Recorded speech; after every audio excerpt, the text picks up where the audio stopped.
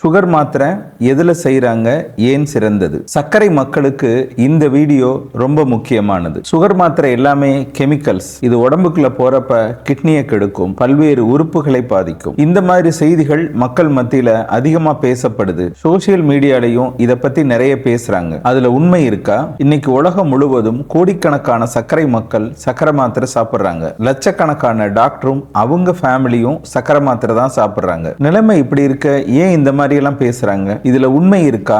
Sugar மாத்திரையில உள்ளது chemical தானா?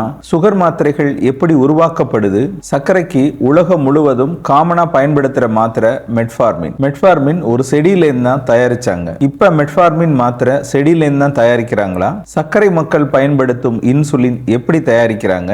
ஏன் மாடர்ன் மெடிசின் உலகம் முழுவதும் பயன்படுத்தப்படுது? இதுல சைடு எஃபெக்ட் இருக்கா? மருத்துவ அறிவியல் சொல்வது என்ன? இந்த வீடியோவை முழுசா பாருங்க. சர்க்கரை மாத்திரை பற்றிய தவறான பிம்பங்கள் உடைந்து போகும். நான் டாக்டர் மணிவண்ணன், ஸ்ரீ பார்வதி சர்க்கரை நோய் மருத்துவமனை, காரைக்குடி. இந்த வீடியோவை சப்ஸ்கிரைப் பண்ணி பாருங்க. Facebookல பார்க்கறவங்க ஃபாலோ பண்ணி பாருங்க. எங்க சேனல்ல இருக்கிற ஜாயின் பட்டனை அழுத்தி பங்களிப்பை வழங்கிய அனைவருக்கும் என் நெஞ்சார்ந்த நன்றி. முதல்ல கெமிக்கல் மெடிசின் அப்படின்னா என்ன? மாத்திரைகளை சொல்றப்ப இதுல கெமிக்கல் இருக்கு அப்படின்னு சொல்லி பயமுறுத்துறாங்க. ஆனால் உலகத்தில் இருக்கிற ஒவ்வொரு பொருளும் கெமிக்கலை அடிப்படையாக கொண்டதுதான். இப்ப நம்ம தண்ணி H2O அது கெமிக்கல் தான். உப்பு சோடியம் குளோரைடு அது கெமிக்கல் தான். நம்ம பயன்படுத்துற இன்சுலின், நம்ம உடம்புல உற்பத்தி ஆகிற இன்சுலின் ரெண்டுமே ஒரு புரோட்டீன் மாலிகுல் தான். அதனால ஒன்ன புரிஞ்சுக்கோங்க, கெமிக்கல் அப்படிங்கிறது கெட்ட வார்த்தை இல்லை. ஆனால் நாம் பயன்படுத்தும் கெமிக்கல் சயின்டிபிக்கலி டெஸ்டடா, சரியான அளவுல பயன்படுத்துறோமா? அறிவியல் பூர்வமா இதை டெஸ்ட் பண்ணியிருக்காங்களா? மருத்துவர் கண்காணிப்புல நம்ம இதை சாப்பிடுறோமா? அப்படிங்கிறது தான் முக்கியம். சர்க்கரை மக்கள் என்ன சாப்பிடலாம், எவ்வளவு சாப்பிடலாம், சர்க்கரையை கட்டுப்படுத்தும் வழிகள் என்ன? இத பத்தி என்னுடைய 35 வருஷ அனுபவத்தை தொகுத்து நோய்களின் தாய் அப்படின்ற பெயர்ல ஒரு புத்தகம் எழுதியிருக்கிறேன். இந்த புத்தகம் உங்களுக்கு வேணும்னா இந்த டிஸ்பிளேல தெரிகிற நம்பருக்கு போன் பண்ணியோ அல்லது வாட்ஸ்அப்ல புக் வேணும் அப்படின்னு ஒரு மெசேஜ் போட்டோ கொரியர் மூலம் இந்த புத்தகத்தை பெற்றுக்கொள்ளலாம். சர்க்கரை மக்கள் அதிகமா பயன்படுத்துற மாத்திரை மெட்ஃபார்மின். இந்த மெட்ஃபார்மின் ஒரு செடியில இருந்தா கண்டுபிடிக்கப்பட்டது. அந்த செடியோட பேரு பிரெஞ்சு லிலாக். இவருக்கு சர்க்கரை தான் வந்திருக்கு அப்படின்னு கண்டுபிடிக்கப்படாத அந்த காலத்திலே அதிகமா நீர் போறது, அதிகமா தாகம் இருக்கிறவங்களுக்கு அப்ப இருக்கிற மருத்துவர்கள் இந்த செடியை கொடுத்தாங்க. அது ஓரளவுக்கு கட்டுப்படுத்தப்பட்டது. 19ஆம் நூற்றாண்டுல விஞ்ஞானிகள் இந்த செடியை ஆராயிறாங்க. இந்த செடியில இருக்கிற ஒரு கெமிக்கல் தான் சர்க்கரையை குறைக்குது அப்படின்னு கண்டுபிடிச்சாங்க. அதற்கு பின்னாடி பல்வேறு ஆராய்ச்சிகள் செஞ்சாங்க. இந்த செடியோட மூலக்கூறை நேரடியா கொடுக்கிறப்ப நிறைய சைடு எஃபெக்ட் வந்ததை கண்டுபிடிச்சாங்க. அதன் பின்னால் இந்த செடியை நேரடியா கொடுக்கிறது தவறு. ஒரு செடி சின்னதாகவும் இருக்கலாம், பெரியதாகவும் இருக்கலாம். அதனால டோஸ் மாறுபடும் இல்ல. அதனால அதில் உள்ள மூலக்கூறை மட்டும் தனியா பிரிச்சு எடுத்தாங்க. 1980ல இருந்து 90க்குள்ள பல ஆய்வுகள் செய்யப்பட்டது. 2ஆம் வகை சர்க்கரை மக்களுக்கு, அதாவது டைப் 2 டயபெட்டிஸ்க்கு இது நல்ல சர்க்கரையை குறைச்சிச்சு. பெரிய சைடு எஃபெக்ட்லாம் இல்ல.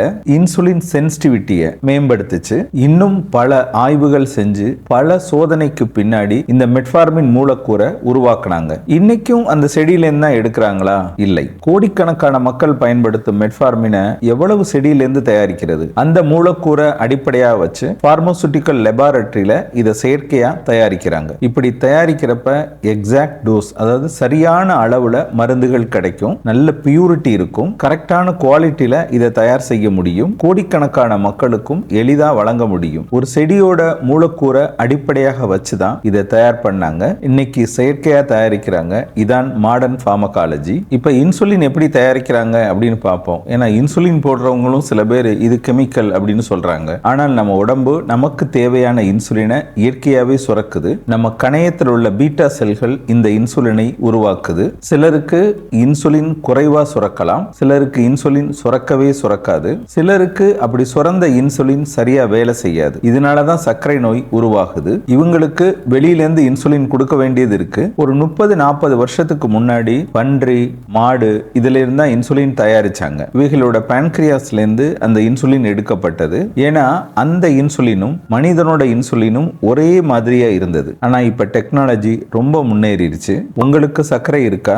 நீங்க சர்க்கரைக்கு மாத்திரை போடுறீங்களா, இன்சுலின் போடுறீங்களா? உங்களுடைய சர்க்கரை கட்டுப்பாட்டில் இருக்கா அப்படின்னு கமெண்ட்ல சொல்லுங்க. இப்ப நாம பயன்படுத்துற இன்சுலினை DNA டெக்னாலஜி மூலம் தயாரிக்கிறாங்க. இது ரொம்ப அட்வான்ஸ்டு சயின்ஸ். சுருக்கமா சொல்லணும்னா மனிதனுடைய இன்சுலின் ஜீனை நன்மை செய்யும் பாக்டீரியா, ஃபங்கஸ்குள்ள உள்ள செலுத்துறாங்க. அவ இன்சுலினை உற்பத்தி செய்யும். அந்த இன்சுலினை பிரித்தெடுத்து பியூரிஃபை பண்ணி இப்ப மாடர்ன் இன்சுலின் தயாரிக்கப்படுகிறது. இப்ப தயாரிக்கப்படுற செயற்கை இன்சுலினுக்கும் இயற்கையா நம்ம உடம்புல சுரக்கிற இன்சுலினுக்கும் பெரிய வேறுபாடு இல்லை. இப்ப மாத்திரை கிட்னியை கெடுக்கும், மாத்திரை சைடு எஃபெக்ட் பண்ணும் அப்படின்ற விஷயத்துக்கு வர்றேன். சர்க்கரை நீண்ட நாட்கள் கட்டுப்பாட்டில் இல்லாமல் இருந்தால், பிபி அதாவது பிரஷர் நீண்ட நாள் கட்டுப்பாட்டில் இல்லாமல் இருந்தால், அதிக உடல் எடை இருந்தால், ஸ்மோக்கிங் ஆல்கஹால் பழக்கங்கள் இருந்தால் கிட்னி பாதிப்பு வரலாம்.